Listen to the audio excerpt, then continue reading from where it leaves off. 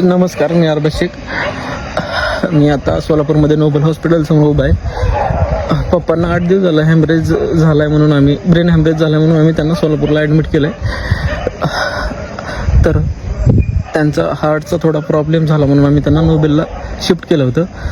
आणि नोबेलचा अनुभव मला इतका घाण आला की जेव्हा आम्ही पेशंटला ॲडमिट केलं तिथे तर 10,000 आधी डिपॉझिट भरायला सांगितलं. आम्ही ते भरले आणि जेव्हा त्यांनी मला काही गोळ्यांच्या चिठ्ठ्या दिल्या की ह्या गोळ्या आपल्याला लागतील आणि मग मी त्यांना विचारलं की मी हे बाहेरून आणू शकतो.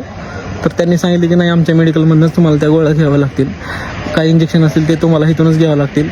तर जेव्हा मी इथून त्या गोळ्या घेतल्या तर ते जवळजवळ सगळ्या गोळ्या 40,000च्या पेक्षा जास्त होत्या. त्यांनी मला ते म्हणजे 3 टाईम मला त्यांनी त्या गोळ्या आणायला सांगितल्या. तर 40,000 रुपये जेव्हा मी हे सगळं बघितलं, त्यांच्याच मेडिकलमधून घ्यायला पाहिजे हा फोर्स त्यांचा मी बघितला. आणि जेव्हा ह्याच्या आधी पप्पांना जिथे ॲडमिट केलं होतं तिथे असं काय मला आढळलं नाही.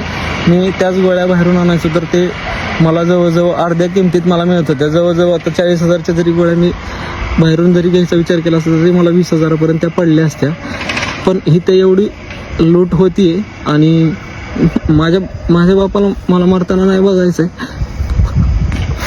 आणि म्हणून मला असं डिसिजन घ्यावं लागलं की त्यांना नोबेलमधून शिफ्ट करावं लागलं. आणि इथे खूपच वाईट अनुभव होता मला आजचा.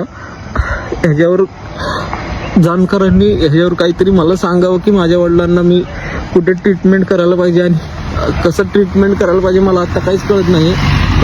पण माझ्या बापाला मला वाचवायचं काही करून मला मदत करा प्लीज.